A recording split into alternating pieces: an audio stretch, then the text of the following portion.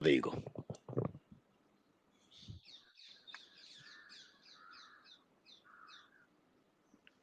Yes, Cyrus says time, and I'm sorry to keep my face this enlarged, but it's an ego issue.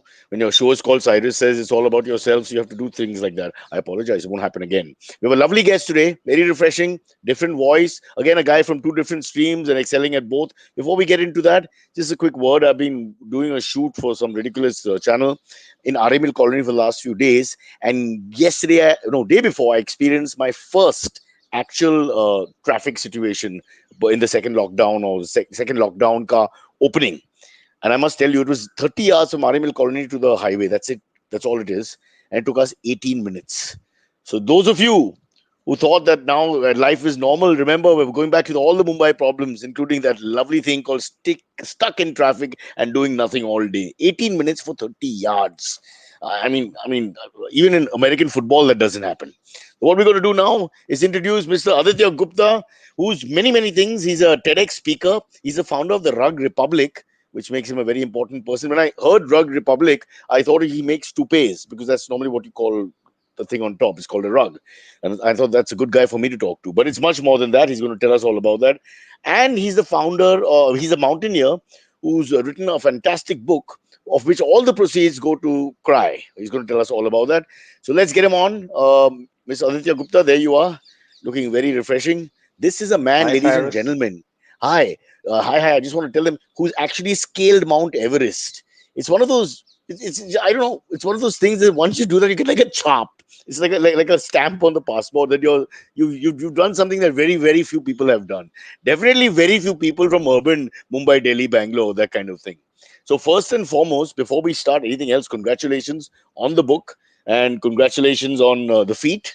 You're going to tell us all about that. But could we just go before seven lessons from Everest, which is of course the focus, and feel free to interrupt me and say let's only talk about the book.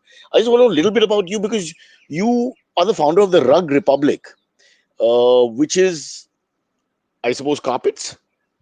Yeah, contemporary rugs, All right. mostly So just contemporary go. rug. It's not the traditional Kashmiri or Jaipur or Badoi. It's more transitional, mostly contemporary, and we sell globally in 85 countries. And it's not a very high price plan. It's that sort of the mid-range and contemporary home fashion. Basically, that's our business, and floor fashion is our excellence. And we do other accessories also along with the rugs. So so just to understand, how much will it cost me to get like a rug for the hall from Rug Republic?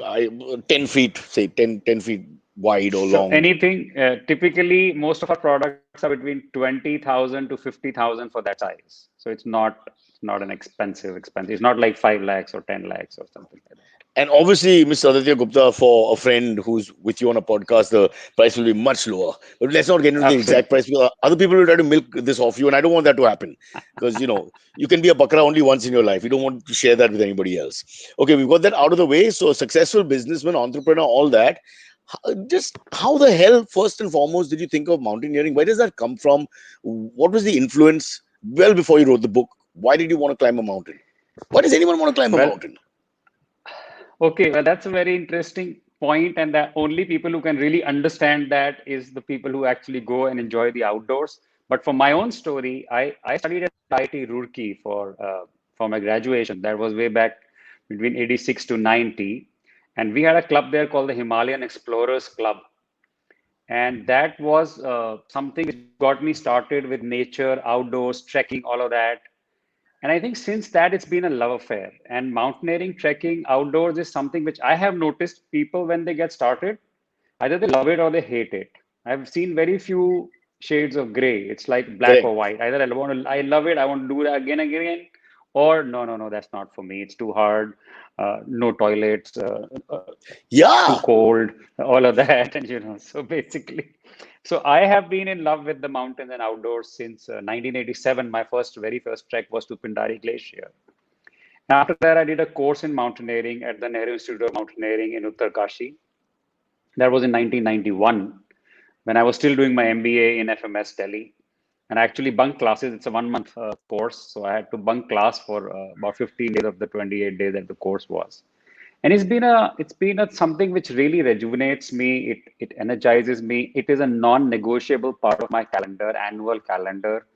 I've done some absolutely phenomenal adventures to Mongolia, to Ecuador, to Wow. Kamchatka, to Zambia, like drafted down the Zambezi, horseback on Mongolia I mean horseback in Mongolia for 10 days across the Western Altai Mountains. So all of that stuff, it's not only mountain climbing, it can be anything which is adventurous out there. Not too many people, of course. On Everest, there are enough people, but then there is only one Everest. And if you've been in that sort of hobby or trade, then Everest becomes the last, sort of the last Bastion. point to sort of, achieve. And I had tried first in 2014, and that year was an unfortunate avalanche accident on the very first night of the climb, and 16 people died in that. And after that, the Sherpas went on strike and things. So after spending about a month on the base camp and in Nepal, we had to come back without even starting the actual climb. And then 2019, I turned 50, and I said, okay, not getting any younger. Let's do it now or never. So 2019, of course, I mean, I decided about a year in advance, prepared well for it, and Mount Everest was kind to me. Let me reach. Okay, we'll get into the whole. Lots of questions about the whole Mount Everest scaling and all that. But let's go back a little bit. I have only one mountaineer friend, who truly mountaineering kind of guy. I have a lot of people who are trekkers. I don't think they're quite the same. They're like poor man's mountaineers because they go for their long treks, but they don't really climb the pahad, so to speak. You, on the other hand, have you're an IIT guy from Roorkee. I mean, it just is mind-boggling. Actually, you've been all over the world. You know, Zambesi, the Zambia rather, Mongolia, the Altai Mountains, and now, of course, our mountains, which we share with Nepal. Let's not get into a controversy. Uh, but what I don't understand is that first initial step. Because for me, for most Aam Aadmi, when we think about it, it's just too much in terms of effort. I mean, literally, the effort planning is too much. Forget the physical effort, which will come later. So, my first thing is, where does that taste for it come? I mean, you're an IT guy, you're an urban guy I mean, where does it come? How do you decide to climb? One reason is to run away from your family or wife or job. I understand that, but you're not that guy. That was not my reason at all. So, what is the initial taste for you, yaar? What is that lure? As I said, once you get started with these nature trips, and I got started way back early when I was in second year of engineering, 1987. So then you fall in love with it. The whole experience of being out there, it is, first of all, it's phenomenally beautiful. I'm also a photographer, so I enjoy that beauty. That beauty actually energizes you. Then the uncertainty of the whole thing. I mean, that's what the book is about. It has adventure always has so many amazing lessons for life and business. And Everest apart, you see, Everest is a celebrity sort of an adventure. So people talk Yeah. about it, people think about it. But actually, every adventure, even those people you said they're just trekkers, well, it is actually a very, very beautiful, for people who love it, it's not only a very beautiful hobby, but it's a great annual sort of training Aditya, retreat for your mind and sorry to heart and interrupt. everything. Sorry to interrupt but मुझे ये कहना चाहूंगा इसमें कि if you come from a trekking background and you boast about it, and a guy like you has climbed Mount Everest or went through the Zambezi River and untold difficulties in Africa and Mongolia, etc., there's a huge disparity in what you're doing and what they're doing. I'm not saying it's wrong to trek, but trek looks like you're just going for a walk with trees. It never sounds like something really, and I know lots of guys, a lot of my friends go for these planned treks, and it's not that much effort. I mean, Well, it yeah, is, it's but not less risky. It's less risky for sure. It's less risky. But I have to say something.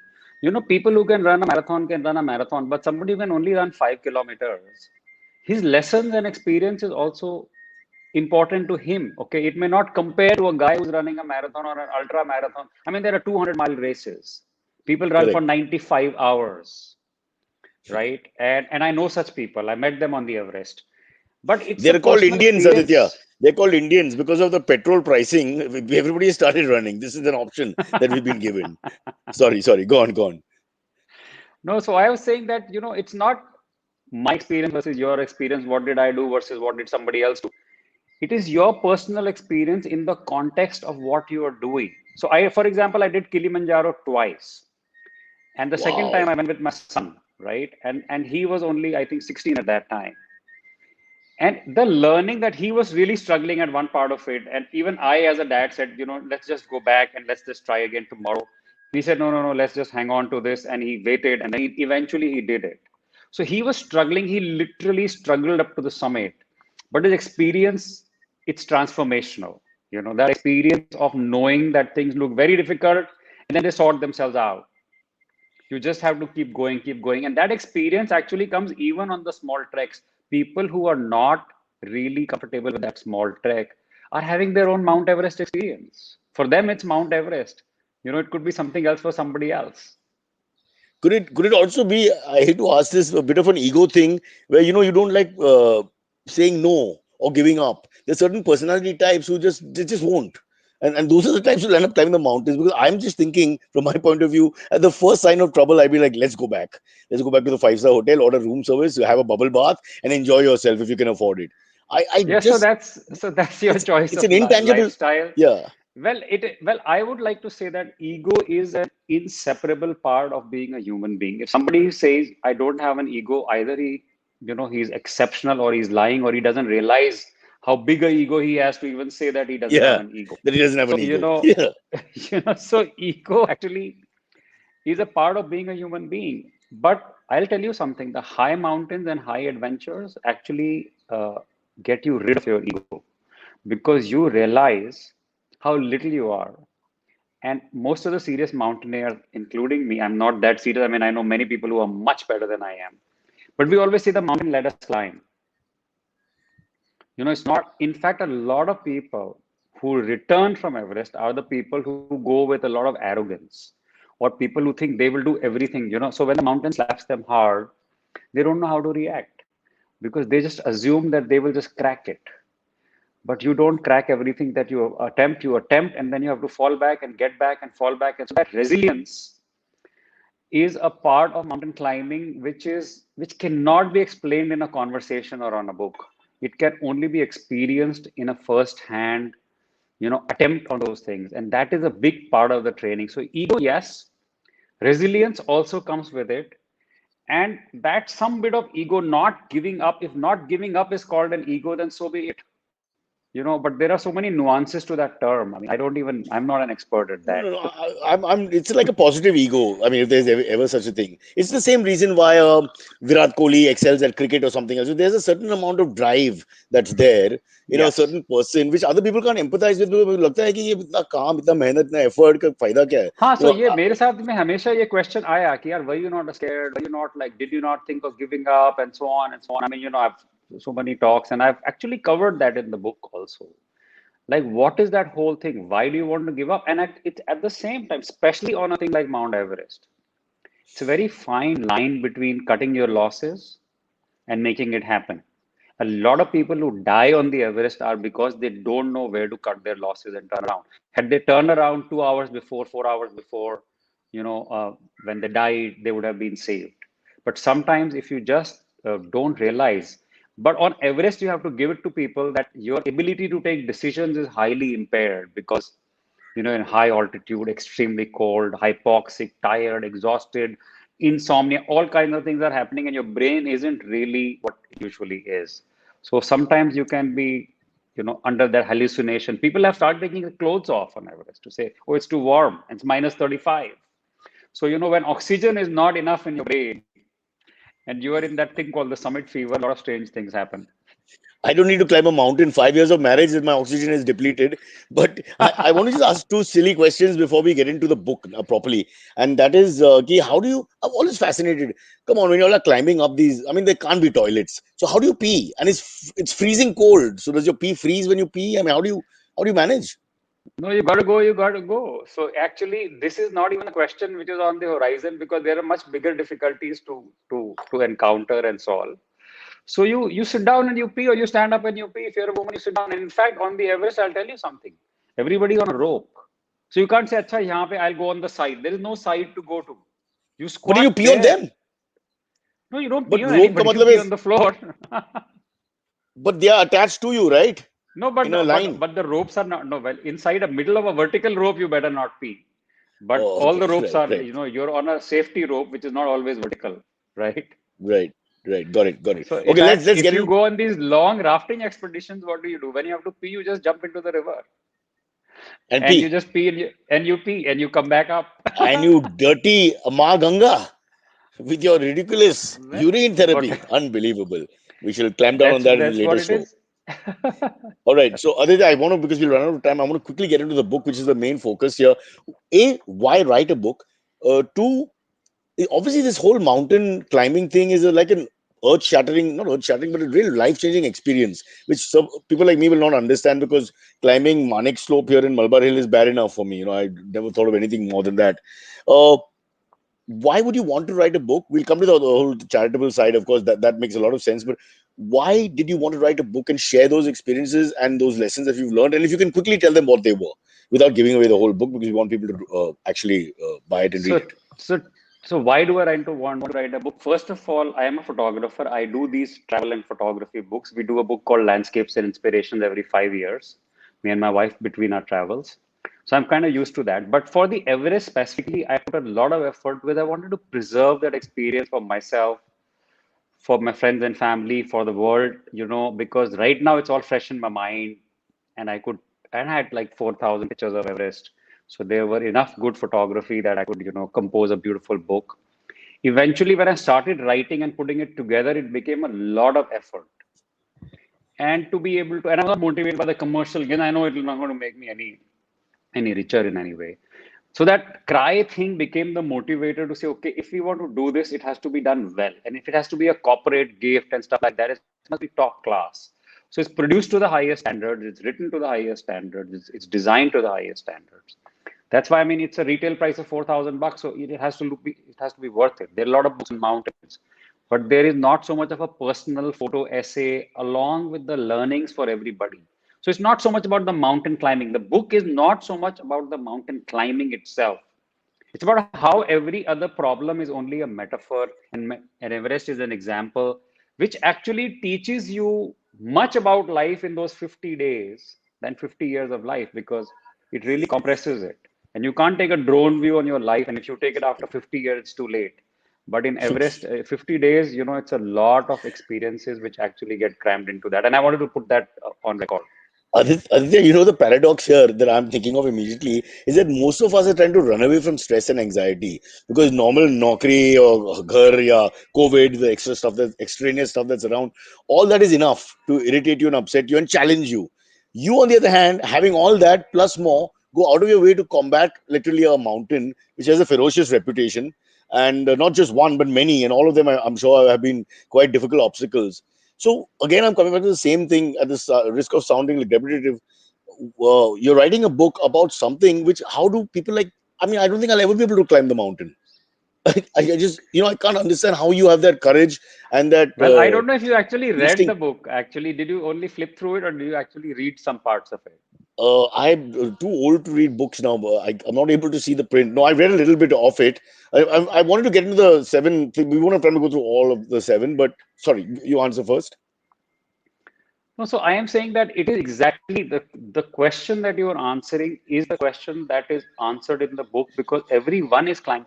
As far as my analysis of life is, everyone is climbing their own It's Everest. a metaphor. This happens to be the Yeah. physical mountain. Yeah, it is absolutely that. Now, you may be doing, you have your own challenges, and if you're not being pushed around and if you're not facing those difficulties, then you're probably underselling yourself. If you have not taken up something which is making you feel kind of like an Everester feels on Everest for whatever reasons. Reasons can So be getting out different, of your comfort context zone can is be what you're different. saying. Yeah. Absolutely, you have to be comfortable with being uncomfortable, and not only that, you have to be able to say, okay, audacious goals are only about one step at a time. One of those lessons is not be scared of scale. Don't be scared of scale. Mount Everest is the highest mountain, and so what? If you start actually going on it, and I say this with all genuine emotion. If someone like me can climb Mount Everest, anybody can do anything. I'm just an ordinary business chap. I'm no extraordinary sportsman or whatever else. If I can climb Mount Everest, a lot of more people can do who think they can't, but they can. And similarly for so many other things. So that's what the book is about. That's what the experience is about. And that's why it was important for me to share that whole thing about it doesn't matter what it is. It's about, preparing for it and then going for it. The mountains of life. so to speak. But before we go back to the book, quickly mention the book is aimed at raising 1 crore for COVID-19 relief through CRY Cry, Child Rights and You. Every purchase made of 7 lessons from Everest directly gets donated to Cry for providing much needed protection for children against the deadly second wave of COVID, and I presume even the wave after that. And the price of the book is, repeat, 105, 4,000 Well, it's rupees. 4,000. It's 4,000 for one book, but for donors, because we have 10,000 for three and 30,000 for 10 books and 50,000 for 20 books. So glad to say that we've raised about 70 lakhs so far. And a lot of that has come because a lot of corporates and individuals have chosen to buy, 100, 150, 50 books, 20 books, because it's a great gift. I mean, think about it. You go for a dinner to somebody, you carry a bottle of wine.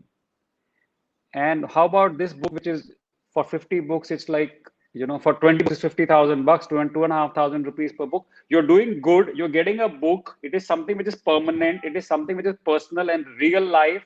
It's not a book, it's a photo essay. So it's a coffee, it's not something you have to read a lot about. You can actually flip, and if you like a picture, you read the caption and you just go along with it. It's only 13,500 words for the whole 250 pages and about 300 pictures. And the bottle of wine, of course, gets over within 2 hours, but the book stays forever, and the money goes to hopefully To cry. help children Yeah, so you suffering. are actually ticking a lot of different boxes when you are able to do this, and that's the reason people have especially who got samples and think they've really gone for it. And some of the corporates have really given. I mean, I did the keynote address for the Great Places to Work reward ceremony, and some people of those. I mean, it's a human resources training tool. We have actually done a management training tool out of this whole thing called Mission Everest.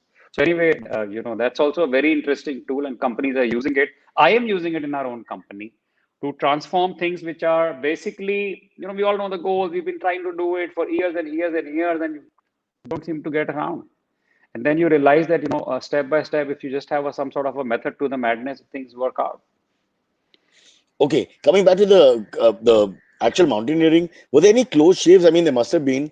Can you take us through one or two where you were like, you like you mentioned it earlier also that you have to know your limit, your capacity kya hai, your there's an ego and there's a ridiculous ego. So you could put that ridiculous ego aside and sort of know that the conditions are not good for climbing today, or this is not the right time, or whatever. So did you ever think you made that mistake and then, oh God, this is trouble? Well, I am not so easily dissuaded. So fortunately for me, and the mountain was kind to me. He did not challenge me to that point that I would really physically actually consider a retreat. But yes, I had a few things. One of the nights we were climbing, my left leg suddenly went through the hole. I mean, it's all climbing on ice. So sometimes ice gives way and, it's all water inside, under it. So my whole of my left leg went inside. It was soaked in water inside up to the mountain boot. It's minus 25 at night, Kumbu ice fall, the Wow. first time we climbed over. 4 hours I had to come back because if I went along, then I could have had frostbites. So I had to come back to camp, go alone the next day. One day we were climbing on, higher altitude, like just reaching camp 4, and suddenly my oxygen got over. So my tank had no oxygen, and my Sherpa had gone ahead. I was kind of alone, and I realized that why is it suddenly so difficult for me to take a step? And then I looked at the pressure gauge, and there was no oxygen. I was trying to climb without, and then some of the other people, mountaineers, they said, no, you should wait, let somebody help you with oxygen, let them come back to you. Don't exhaust yourself trying to climb without oxygen, because people do climb without oxygen. I mean, they are superhumans, I guess. For someone like me, climbing with oxygen was hard enough to talk about, climbing But without superhuman meaning, oxygen. so without the oxygen, you actually can climb, or just that person has great Yes. lung power and is lucky? No, people can climb. I mean, obviously, you have to be trained for that and you have to be able to do that. In fact, the most serious mountaineers don't even think of climbing with oxygen as some, a real feat, actually. So with the oxygen, तो कोई भी चढ़ सकता है. What's the big deal? So what oxygen actually does is it almost cuts down, let's say, about 2,000 meters from the altitude effects. So which is a big help. You have to say that oxygen is a big help. It also keeps you warm a little bit because it's a blood circulation can reach the ends of your body, then you keep warm. Otherwise, so there are a lot of issues like that. Once I was climbing an ice wall, we already going for 12 hours and I was completely exhausted. So there was this sort of a protrusion and I couldn't get over it. I'm in the middle of this 50-foot wall. I'm hanging. I'm begging my Sherpa, can you climb? Can you let me down? He said, no, you can't go down now because your tool will not let you go down. So you have to only go up. So I was just dangling there for about 10 minutes, took my rest, and Wow. then pushed myself up. And then What 1 minute? then I Your made it. dangling means? Your legs were off. Yeah, yeah. Legs are off. It's on the tool. Right? It's called a Jumar. So it Huh. actually holds you. It actually holds you. Were you No, your scared? legs can be off very often. I mean, your tools have to be there that if you are completely like you can be hanging on the rope. It can happen. That's why you have the safety harnesses and stuff like that. I mean, you can slip or you But can be just exhausted because it's a lot. It's complicated in some sense. I mean, it is what it is, and you know what it is. But yes, there are phases where you feel that you need to take some sort of rest, and that's not a place where you can rest, but you can't keep going also. So yeah, but so here I am when talking to you, so I'm still alive. no, but is it mentally draining or is it physically? Because I know climbing ropes in school and all was so terrible. 2 seconds ke baad or whatever these things would happen and you wouldn't want to. I mean, it's tough just to go 5, 6 feet high. I was trying to think No, so physically, so no no you no. must. So so let me clarify that. It's not you are climbing when you're climbing on the rope, you're still using your feet because there is a wall Yeah. or something or ice wall or something. There is sort of ground.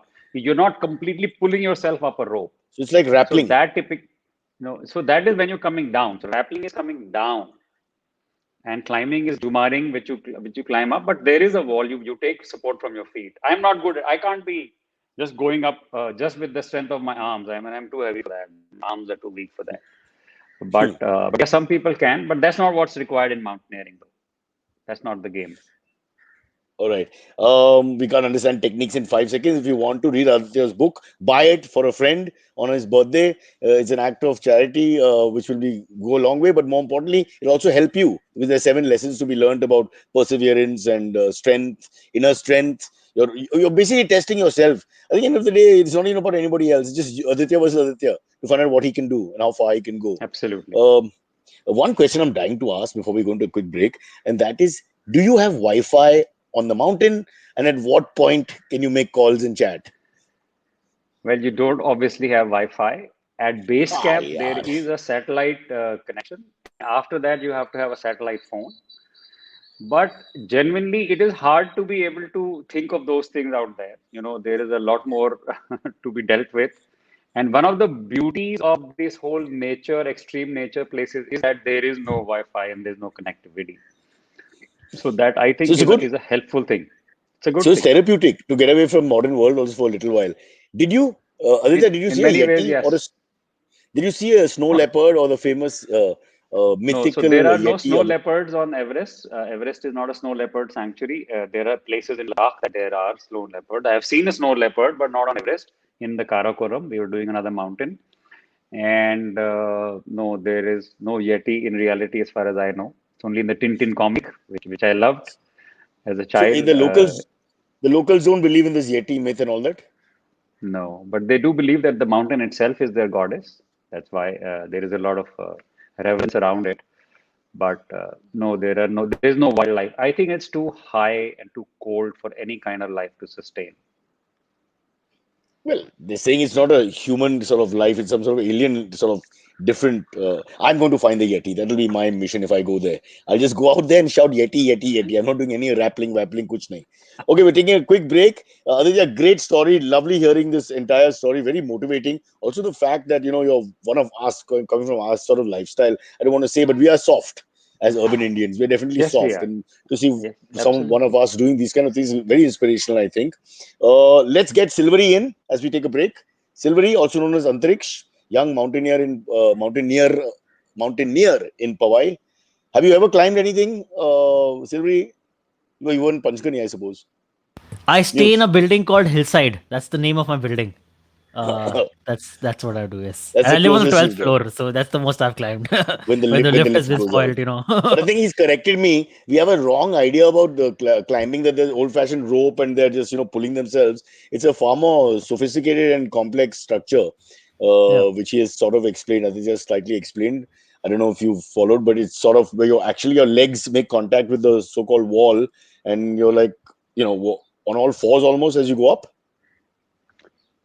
Well, you are on two things, and the hand is holding the thing on the rope. So basically, it's a sprocket wheel which doesn't allow you to come down, it goes only up.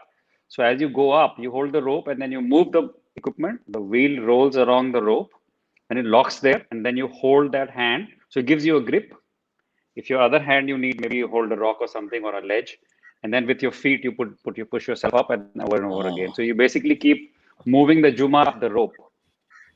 Can we as a lazy Indian men, can we go tandem? Like, can I have a chauffeur who's taking me up and I'm on his back, so I don't have to do anything, but I can take I don't pictures? think so. Huh? I don't think so. We Because have to that give would us. somebody to carry another 80-kilo guy on the back. In fact, the rescues, that's the reason there are dead bodies left on the Everest, because it's a very complicated thing to get a body off the Everest. So as you're Yeah. climbing, there are dead bodies from previous You saw years, them? from this year. Yes, every Did day you you have to see? see them. You Oh have to God. walk over. Yes. Oh my Because God, some people really? have died very fresh. I mean, there are people who just freshly died. Oh God. Oh wow. What are But you there are saying, Aditya? bodies This does. from the previous I'll never climb this expeditions. mountain now. So you cross actual dead human beings and you just have to carry on. And Yeah, and no one. you have to. So the government of Nepal, who's responsible to bring them back to their loved ones and family and all that? It can cost about $40,000-$50,000 to get a body off the Everest. God, your Wow. family will hate you. First you go and die, then give a bill of 50 grand. It's ridiculous. You have to Ouch. pay for it in advance. But I hate to ask this question. Do you get immune to all these sights? Well, yes, because partly, see, for example, you already know that this is coming. And I'll tell you myself, for the lot of months before that, I watched a lot of, there is a lot of YouTube videos which show you so many things, and they talk about personal experiences. There is a video called The Dark Side of Everest. Okay. And that is quite a video to watch, and it's good to be. In fact, that is one of those lessons to say, make friends with your fear. And this is one of the things. Yes, you can die, and I was. You have to be prepared. I personally had a chat with my family, with my two children, wife. I Oh, did come my on. will document. I explained No, no, everything that no. in case this has to be happening, you got to do this. I asked my son to come back from college from the US. If But there what is do a they situation say when like you do that. all this? What did your wife Well, they're say? kind of used to it. They've seen me doing this all my life, and my wife and me were together in college. So she knows it from that time. And I personally believe, and I've tried to install that belief inside at least my children. My wife may have her mind, but that life and death is a destiny issue. I mean, I could be sitting in my living room and I can die, and people have died like that. One of my dear friends, who was a big inspiration and motivation for me to do this, died 6 months after he climbed Everest, just sitting in his living room.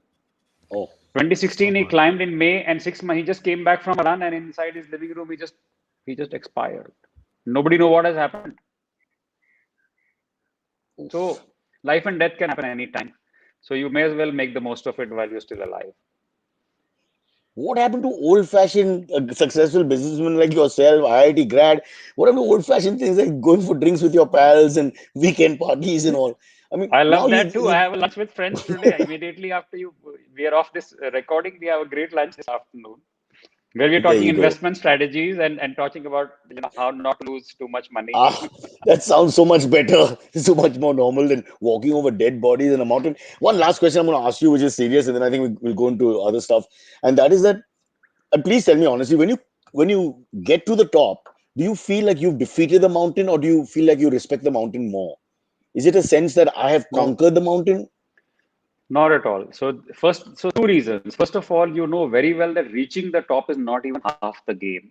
Coming back to the bottom is the game. Okay. What do So you say? reaching the top is that point of elation and that point of excitement and achievement, but with a lot of reverence. You know that the mountain has left you. You have seen it firsthand that you were nothing. And there were many, many steps and occasions where you could have been completely perished. So you were thankful to not only the mountain, but your friends and family. I mean, it's a whole night climb. So we left at 6:30 in the evening. I reached the summit at 7:30 in the morning. So it's 13 hours to the top and 11 hours back, 24 hours on your feet Wow. in minus 35 at that altitude. So it is the ultimate endurance test, so to speak. And you know it very well when you reach the top, and most of the deaths happen on the way back. So you know it that the game is not over. The game is not over. So there is no How such thing as common are defeating the mountain. so how common are avalanches in like something like Everest? Is that common? Well, we see a couple of avalanches every single day. It's just that Oh. you have to be lucky enough. First of all, there is that whole planning. You have to, plan routes which are called avalanche safe zones. I have live videos of several avalanches. It's a very, very Wow. common thing because, when the sun is out and it's strong sun during the day, so, sometime between midday and late afternoon, you pretty much see avalanches. Sometimes they can happen at odd hours, like the one in 2014, which killed people in the Kumbh Icefall. That happened at 6:45 in the morning, which is not always common, but during mostly it's when it's like hot and sunny. So it's very common. It's very, very common. And the climbing is taken from the areas called the avalanche safe zones. There's no guarantee, but there's still a plan. And naturally, avalanches is one of those risks which can happen, and there is nothing much that you can really do about it. So if it comes in, then you're gone. Wow. I don't know, Sylvia. I don't know if I have the. I mean, I think it's also a sense of madness. Also, I mean, the book it Oh talks yes, about all absolutely. character building, but I can't. Would you do No, it? no, it is definitely a dash of madness in the cocktail is absolutely necessary. And the dash of fact that, that sort of incorrigible optimism around saying that, okay, it'll be okay. It'll be okay. So that you have to have. Otherwise, I'll tell you what, the first time people go over the Kumbh Icefall at night, about 15 to 20% people give up. 40, 50 people go Hmm. back and they've paid between 40 and 50 lakhs and they prepared for a Wow. year and they've done only this and they've come only for this. But the first time you go over the Kumbh Icefall and back, only to Camp 1 and back, you say, we're going back home. We don't want to do this anymore. So either you get so sick or, you have this thing called the Kumbh cough. So the mountain actually attacks you from various directions. And if you're humble about it, it lets you climb. Wow. But on the other hand, when you come back safely and all that, when you go back to normal city life in Mumbai, Delhi, what have you, you must slightly feel like ये कुछ नहीं है, right? My issues like traffic हाँ ये jams will होता be है. See, nothing for that is you. exactly the training. That is exactly the lesson that adventure teaches you because you can risk your life and get things done. So in business, you're only risking money. What's the big deal? Your So your do you ever? relationship with risk, your relationship with your own mortality becomes very intimate. Wow. I, it's fantastic. It's really fantastic that you could do this.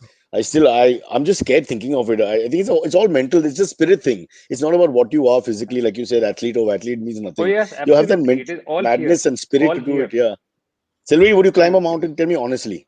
I mean, this kind of I mean, it's reputation. very daunting. It seems very daunting and very scary. I know I will slip and I will just I don't know fall off a cliff or something somewhere. So I'm definitely scared. नहीं ऐसा Not fall just इतना that. fall का zone नहीं होता. You are always roped up. Don't worry. You don't fly off the mountain Oh Yeah. so yeah. easily. Okay. It's just a That's one never-ending thing to make process. sure. It's a long process. Terrible conditions. It's cold, frostbite, what's up, khana, pina, forget. I mean, I don't know what they do for pleasure. I mean, there's no time for pleasure, I guess. They're just sleeping a few hours and carrying on. But Also, wow, what a. washroom. Like if you were to go to the washroom, you do it in the open, right? He Or is mentioned that a that. thing? He said, Oh don't yeah. worry Okay. about that. It's the least of your problems. Oh Yeah, okay. It's at least of cool. your world. Shall we But go to there the are, but AMAs? there are, Yes, sure. so up to the camps, there are, so especially on base camp, there is a toilet tent and there is a whole elaborate arrangement because, obviously for the environment and all of that. So there are all of that. But that's not a big deal. I mean, that if you're climbing the Everest, you're not talking about toilets. There's a Well, lot we're else to doing a talk comedy about. show. Aditya, we're doing a comedy show where we are basically getting comedians who win the show to go and perform near the Everest Base Camp. I don't know what that's going to be like, but I'm just thinking that's the idea. No, but that would be fun. That would be fun. Tell me when it is. I'll probably come along. I would like to Can't. see that. Yeah, yeah, I will. I definitely will now. I mean, the coincidence because you're shooting it this week and then I meet you. It's fabulous. Karma ki baat hai. Chalo, let's get into the AMAs. Aditya, Yep. this will be fun. I hope for you. Sure. Come. I have a couple of questions before we get into the AMAs though. Yeah. Like, sir, how heavy does the equipment become? Like, you're carrying all those. If I'm not wrong, you're carrying an oxygen cylinder. You're carrying all your extra bags and all. How So heavy is it basically, to every travel with that? climber has a personal Sherpa. That is pretty much a standard SOP. So the Sherpa actually helps. But when you are climbing one of those things, see what happens is that the camp that it's a 50-day expedition. It's a very long expedition. Not you're walking 50 days every day in the same direction. So it's a lot of back and forth. So the equipment is mostly moved by the Sherpa team and the operators. When we are climbing, our bags are almost never heavier than about 7 kgs, 6, 7 kgs. And on the last day, between 5 and 6 is the maximum most people can take. And I'll tell you a story on my way back. My Sherpa was actually sicker than I was, for fortunately, somehow, touch wood. And he was really struggling. And I had a very small, like a little that airline sort of pouch, where I have this toothbrushing thing. Even at Camp 4, I did brush my teeth, sort of, so to speak, off. And I did very stuff. And he was struggling. He couldn't walk. So we actually took out. We sat down on the side, We took out and we threw out every single thing. And that's how there is this sad pollution situation. But when you are there, you're struggling to walk out of there. Even 250 grams off your back actually makes you feel comfortable. I'm So sure. that is Yeah. something which is I have experienced that firsthand. The little stuff, just the socks and a t-shirt and stuff like that, we just let it go. And you will see people on Camp 4, there are tents, there are mountain boots which cost $2,000 that are just thrown there because you cannot. That's why I'm telling you, dead bodies are lying there. So imagine who would want to leave a dead body. But it's a very difficult thing to get something out of there because it's not like you're walking on the road or something. You're walking down ropes and jumping off things, and it's very difficult to think about. So you have to learn to let go of whatever, like survival is important, and it's time crunch. It's like 4 hours, 5 hours you should be to a certain place because in the afternoon then there is avalanche risks. There are other things, you're hungry, you're cold, your fingers are bloody freezing, and you can't. So there is a lot of things which have to be managed simultaneously. So yes, weight is one of them, but it's not that much weight. Even not like the Sherpas do climb with up to 10, between 10 and 20 kilos sometimes. Not 20, but between 10 and 15, I would say. That's pretty But hard though. Aditya, how long does it take the going and coming back down? So let's say from start to finish when you come back to the base. See, the whole expedition is about 50 days long, Cyrus, Wow. between Oof. leaving from Kathmandu to coming back to Kathmandu. The final climb, so the climb happens in stages. Like you reach base camp and then you go to camp one and then you come back. So that's called, acclimatization. So those trips, so that have to be done as acclimatized. So you go to camp one up to 20,000 feet, stay there a night, come back to base camp 17,500. The next time you go to camp two, stay there a night, then come back all the way to base camp.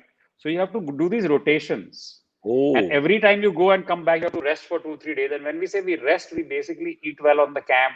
We do some light hikes and things like, you climb 2, 3 thousand feet on any random mountain there and come back like a day hike sort of thing. So you have to keep yourself in shape, but let your body recuperate, go in, better oxygen levels. Base camp becomes like home. Like, there is a tent. I was sleeping in the tent for 30 days. So, and it's base camp. It's mission for some people to even to get to base camp. But it's 17,500 feet. It's cold, especially at night. It's fucking cold. wow. There's no reason for me to try this except that You're sense of doing you're doing many other kind of Everest, so that's okay. yeah, yeah. You I don't really have to don't. do this I one. agree about the metaphor and all that, but I really don't know. I think you've got to be mentally very tough.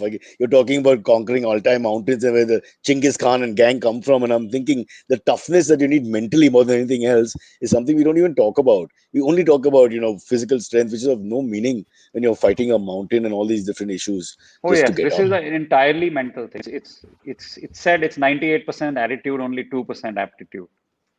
There you go. And well, 5% Sherpa, which reminds me, did Tenzing reach first or Edmund?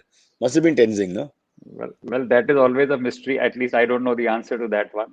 But Sherpas are a big part of what I mean. Without the Sherpas, people like me can certainly not make it. But Sherpas are also a large part of the problem there. I can tell you that firsthand. You see, Sherpas also do a lot of wrong things, and people.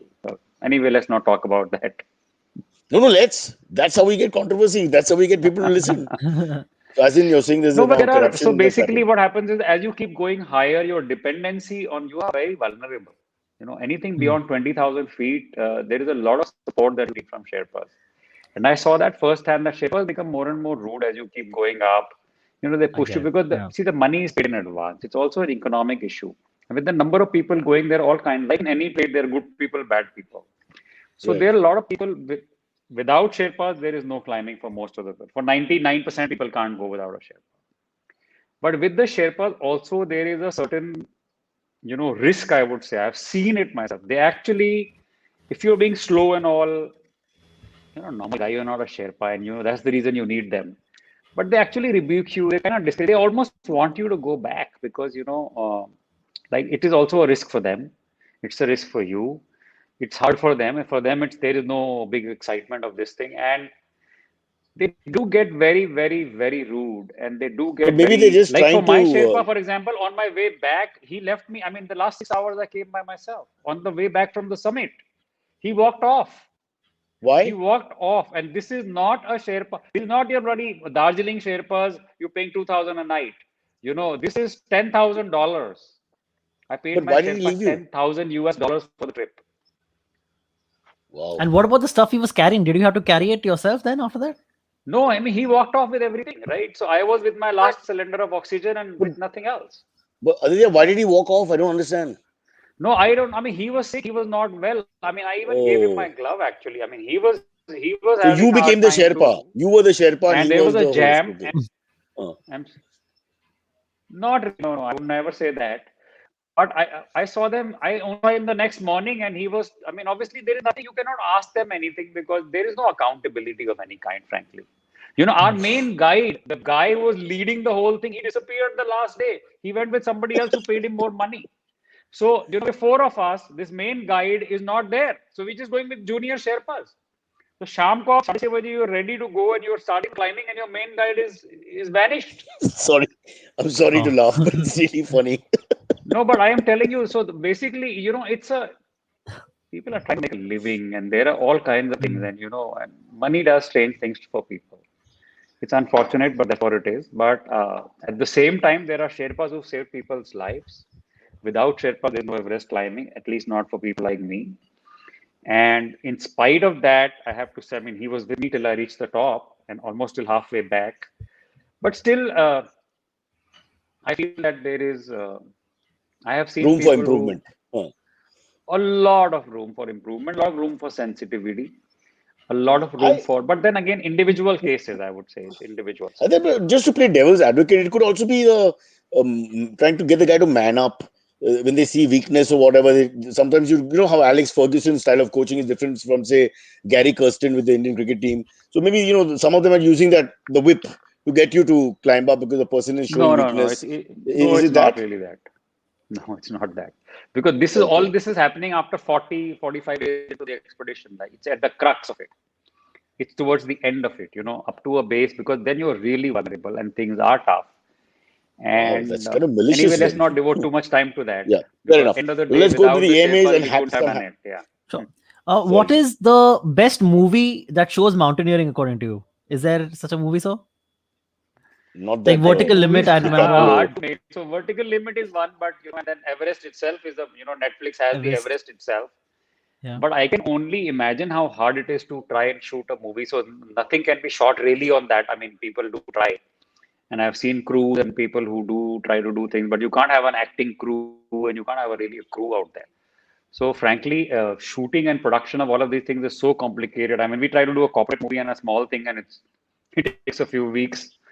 And so I haven't watched too many movies, frankly, But there are many good movies on just the 27 hours, the movie in which he cuts off his arm to, Ah, with, it's all of that. So there are movies which are inspirational. Always know. So there are a lot of reality videos on YouTube which somebody can see. I never saw movies. I saw a lot of reality YouTube videos, Cool. which are generally, actually I've people are talking, and you see that firsthand, real mountaineer, real situation, real dialogues, real condition. They're panting and puffing, and they're like bleeding or whatever else, and So then you have to be prepared for that, not what you see in a movie. Movie is a separate there, story. there is no makeup on Mount Everest. Yeah, close up of Leonardo DiCaprio, whoever with perfect features and face, both कभी नहीं हो सकता, right? Impossible. No, in fact, there's a Imagine the whole guy who. term that hairdo by Mount Everest. There is a whole term we use, like, our makeup artist is Mount Everest, and you can't recognize yourself, actually. So, Wow. what kind of animals do you get to see if not snow Nothing. leopards? Like No, no, there are nothing, no nothing. There animals. is Nobody no wants to live life 20,000 feet whatsoever. in the I mean, on a deers and all. mountain. Like there are like What some will? deers Where No, that will no, they fly no, really eat? What high. will they? I don't know. Silvery boy. nothing. There This is is. no life whatsoever. There is no wildlife at all. There are Even more at, deer. Sorry, there are more deer in Powai than there are in Mount Everest. I can tell you. You'll find 3 or 4 on the IIT campus right now. Yeah. Sorry, all right. Aditya. Go on. Yep. Should we Let's get to the do AMAs. AMAs? Yep. Yeah, go on. Yep. The first one comes in from Forum Chaurasia. He or she says, "Hey guys, hope you're doing well. Cyrus, I know you get to travel quite a bit. Are you a fan of traveling though? And how does each of your travels change you, or is that just something that people say?" Firstly, Forum is definitely a female. Secondly, just want to say I've been to Nepal 3 times for advertising event, the same event actually, Nepal advertising, and so they treat you superbly, etc., etc.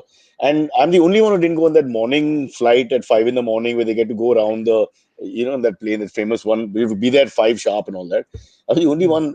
I don't know. I like nature, but I don't like to mess with it. I'm quite happy to watch YouTube videos as Aditya mentioned.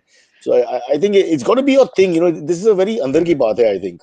And maybe Aditya was a restless guy many years ago, and he found that obviously this is a totally different ball game to watching sport like I do or what general conventional people do. So I think if it's not your thing, please just don't just go and do it, because you'll be one of those guys who comes back in 20 minutes and weighs 40 lakhs or whatever. Or the Sherpa probably disrespects those people even more because you can see there's no real passion. So I'm a scaredy boo. I'm pretty sure. No, actually, the But yeah, I've Sherpas are traveled quite everywhere. happy with those also because they get the money and they don't have to do the job. So Ah, basically, they true. don't mind that, frankly. So I've been elevated to favorite status. But Silvery, it's not a joke. You think you can just wake up on mornings and climb Mount Everest? Not at I all. bet No, no. every mindset is not No, no. built for that. Yeah. And don't And forget you have he's to gone all prepare over very, the. very well for it. I mean, at least I would say 9 months. I mean, I prepared for 9 months. Wow. And you have to be physically ready for it and obviously mentally into it and your family and I have everything. twice. I've twice prepared for 9 months, and both times the bloody kids came out. So I'm just telling you that I can't do another 9 months. Pahad or no pahad. But yeah, I've traveled everywhere, so don't get to see enough of the places. But I think that two personalities like Shanaz Trejriwala, who worked with us at MTV, she's like Aditya. She's the kind of person who will not be able to resist going and climbing and seeing things and whatever. It's just the type mindset, I think, but not me so much. Silvery, you're frozen. Okay, I'm No, right you're here. not frozen. No, Okay. no. Bolo next. Yep. Next one comes in from Prakash Singh. He says, excuse me. Hi, Cyrus and dear guest. I love to travel. He says, one of my favorite hacks, and it has literally saved me in countries like Italy, is carrying a dummy wallet so that if you get pickpocketed, Get they robbed. get the Yeah. dummy one. This has actually saved me on my travels. Do you have a favorite travel hack like this, or can you please share some you know about? But I hope he's not taking a lottery of 50-50 ki do wallet rakhega piche and then it's 50-50 for that guy and Yeah, 50-50 for correct. you. That's Yeah. stupid. But So I can tell you what I do because I like to do these late night walks and things, and I travel quite a hell of a lot actually. I've done more than 100 countries. So when wow. I leave for that late night walk and stuff, I leave everything back at my hotel. Even my watch and my chain, all of that stuff. I just put $100 or €100, whichever part of the world I am, in small notes in my pocket. So you can strip search me. The maximum you will get $100. And sometimes the phone also because you want to take pictures and stuff. So the phone and $100 is maximum exposure. And fortunately, it hasn't ever really happened with me, but it has happened with other people. So you have to be careful. And it's no part, you can be in Paris or Germany or wherever. I mean, everywhere there are people who are out there to mug you. So yes, I don't even do the fake this thing, but during the days, people have tried to do a pickpocket thing, especially with me in Rome and all. You don't have to, these days you just carry credit cards and a couple of hundred. I mean, it's not like a huge amount of money that you're carrying in your pocket anyway. And in Brazil, in fact, in Brazil, my host said, even on the crossings, he said, please keep if you're wearing these fancy watches, your Rolexes and stuff like that, just keep your hands inside. Like on the Hmm. crossings, they can mug you of your watch, just on the traffic light. So people do a lot of fake watches, stuff. It's like that, fake jewelry, fake watches. But I'm a watch lover, so I don't have any fake watches. But Aditya, what is the But I would reason to leave them. spend crores of rupees traveling to Sao Paulo and Rio de Janeiro and all that when I can get you pickpocketed here in Baikala or the other station in 5 minutes at much Yeah, I lesser didn't think of cost? that, Cyrus. You see, that's why I'm now meeting you. I'll take your tips.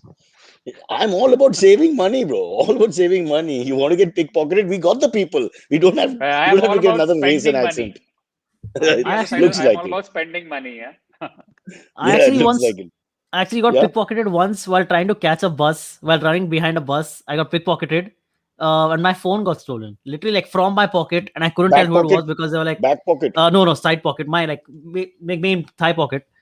Huh. Uh, I couldn't tell who the guy was because there were like five other people running with me. I made like a big halabaloo, but yeah, nothing came of it. But you didn't feel I tell anybody you touching your something which pocket. happened No, with that's what me. I felt my phone sliding out of my pocket, but I literally could not tell who it was because they're like they're that sly. They're that good at it. These people I'll who tell do you that something photography. very funny happened with me in Australia, a country where you think are very safe, right? So I was going to a suburb meeting a cousin. We're sitting on a train, and the train was sort of khali. So this guy sitting behind me, and my phone was on my side. This was the days when I had two phones, a BlackBerry and a phone and all of that. So he dropped his key on the seat. He sort of got up, picked up his key, and picked up my phone along with it. I didn't realize it immediately, right? And after a few minutes, when I realized, so I asked him that, have you taken an order? And he got arrogant. He said, "How do I know it's your phone? It was on the seat. It could be somebody else's. You're just making it up." Check the numbers. Wow. So he said, "Yeah, yeah, of course we did." But what I'm saying is that he did not only picked up my phone, he kept arguing about it. And I'll call security. I said, "Yes, please call security. You're not going from here." What do you Huh. mean you call security? I mean, people think about you, you are a foreigner, you're Yeah. Indian, you can sort of say Easy anything, do mark. anything. So Yeah, easy there are mark here. things like that. Yeah. Hmm. That's why I have Huh. another hack. When you're in a foreign country, make up a language and talk in a rough way, almost like a German language. Like, "What's the other so that people think you're a little bit, but we are too sweet, I think, and they think we're easy to pickpocket and bully and all that. So you have to do that. Silvery, you of course look like from a neighboring country right now. There's a new regime which has taken over that country and destroyed the people's hopes. Yeah. You look like that right now. I'm worried for Yeah. you. Don't travel like that. Only Everest is safe for you right now. Huh. Okay. Good. Uh, let's take one more. We have 3 minutes Yes, left. sure. Sure. Let's do the last one comes in from Jyotish Shah. He says, guys, what is the best food you ever eaten on your travels? On your many travels, he says. 100 countries. Aditya, you answer this. Mine is what, 20, You 22. know what? For me, I'll tell you my best experiences were both in South America, in Mexico, and in Ecuador.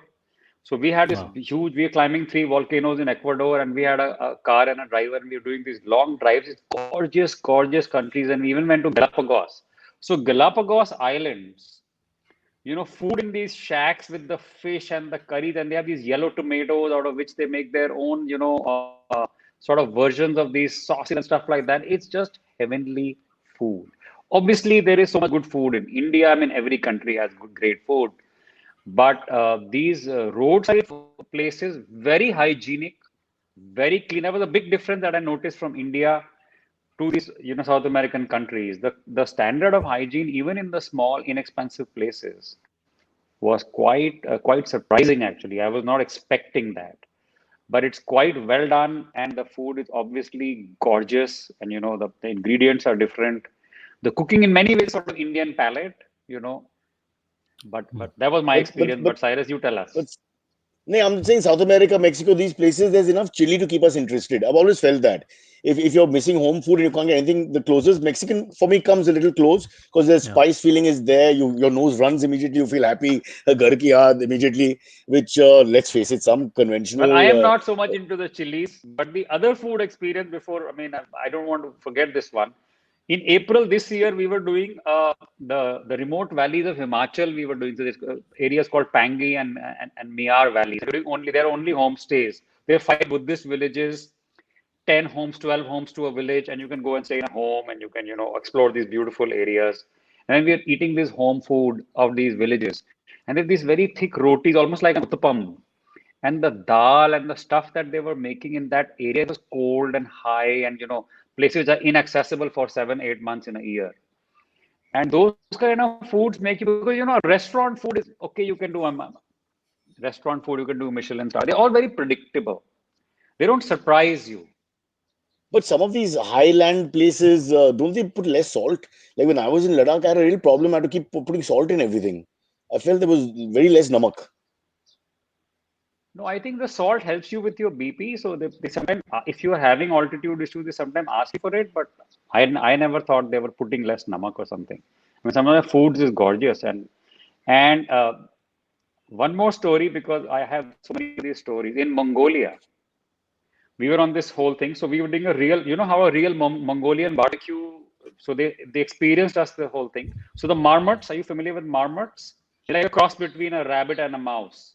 So you see marmots also in Ladakh, and in Mongolia there are marmots. So these people hunted a marmot down, and then you clean it up. You sort of open up the neck.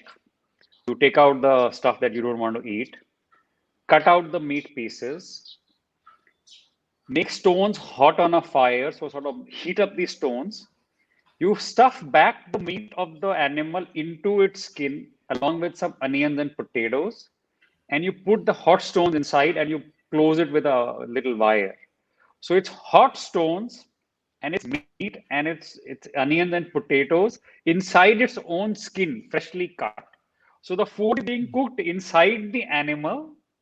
So this was the thing which the nomads did because they don't have utensils to cook, right? So Hmm. in our case, because we were a operator was there and an adventure company was there. There were no other people. For 10 days we saw no other travelers except the locals. And they just put a little gas flame on outside, let it be for 2 hours, and that's your food.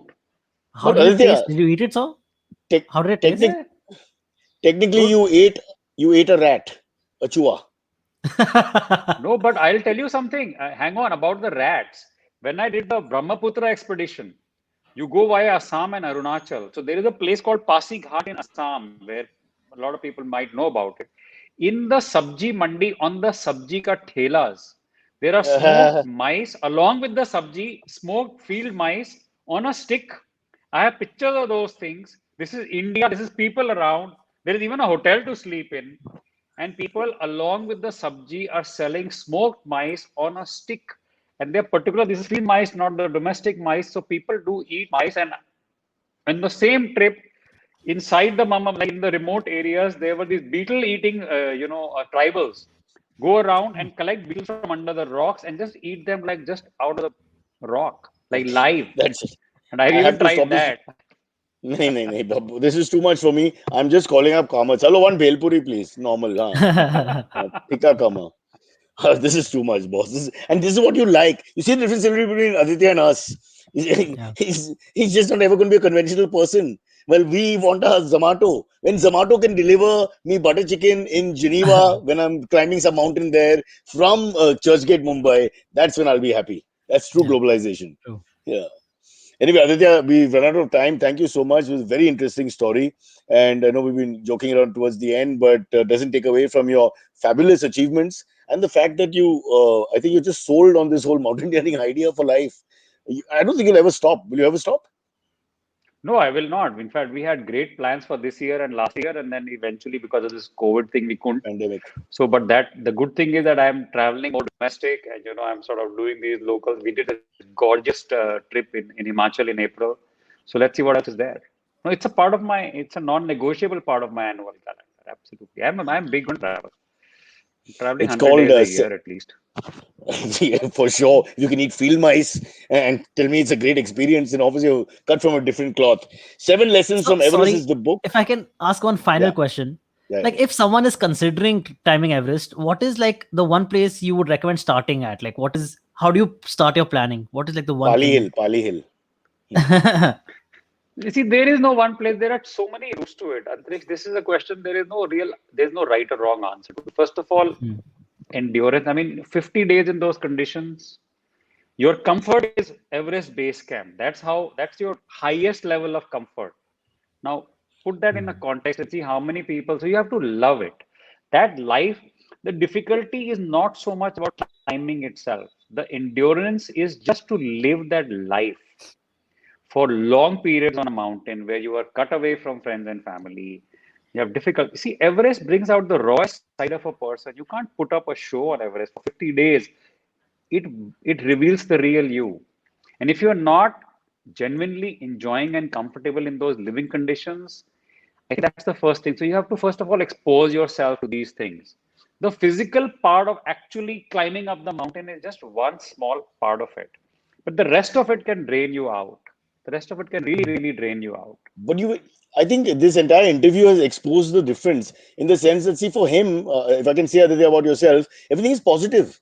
The field mouse incident, or whatever incidents you're telling us, they're all positive sort of feedback for you. The entire process, and for us, these are all scary things. Like when you tell me, that most people die coming down, that the Sherpa will abandon you sometimes. These kind of things they're like just red flags all over.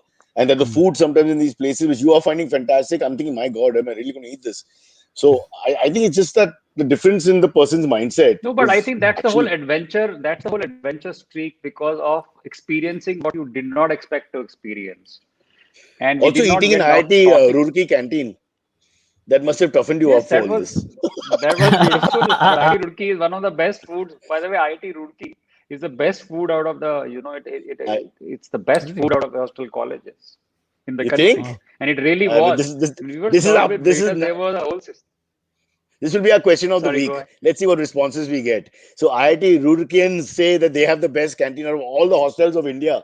I'm sure we're going to get a lot of feedback on that one. I mean, But I was in a hostel as well. I was in a boarding school, and our food was just crap. So I'm sure Aditya is somewhat right. No, people, we used This to one. make fun of it. We said IIT Delhi has bulletproof chapatis.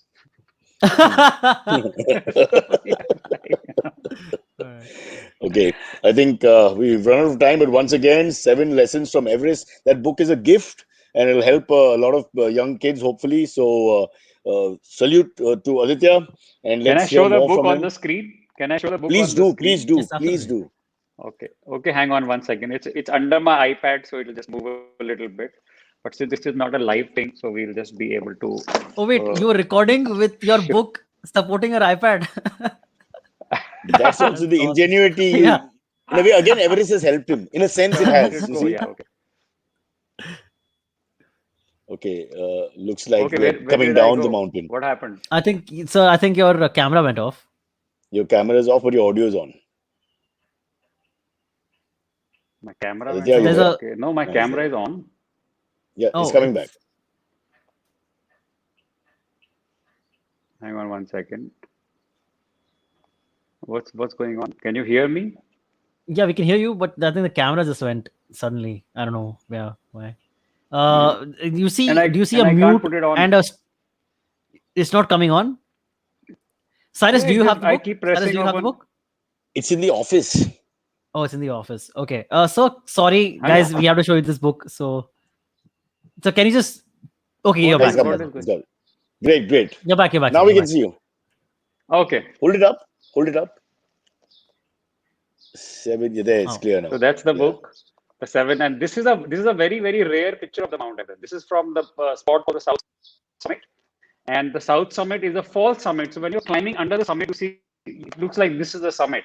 Obviously, we know it's not the summit, and you don't see further up till the time you actually reach there, and then this site comes up, and you see this much is still left, and you're almost like half dead reaching this point, and all the dangerous parts are still left, and it's one of those pictures. It was early in the morning, about 4:30 in the morning. This beautiful light and this absolutely gorgeous view, and very hard to take pictures. You have to take your gloves off. Wearing the Oh, mittens. right. oh yeah. So you have Right. an inner layer, and then you have the mittens, and then Oof. I was using my phone. So you have to take them off to actually take a picture. Wow.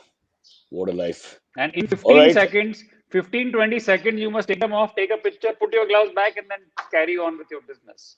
Because your hands will freeze absolutely, and the gloves get cold and everything. So it was So quite for strict safety's actually. sake, if you're a righty, use your left hand. So in case you took longer, you still have your dominant hand with all the fingers. Anyway, And then you Aditya, might sorry, just but drop your phone and you lose your phone. fingers or phone? I'll say let go of the phone. Uh, Thank you so much for being on the show. Great fun. And let's see if you come up with something new. Please come and talk to us again. Very interesting life. We Yes, sir. always want to hear more from you. All right. Thank you, Cyrus. Lovely talking to you too. Bye, Aditya. Have a great Bye, Sunday. guys. Bye, bye, bye. You too. Bye.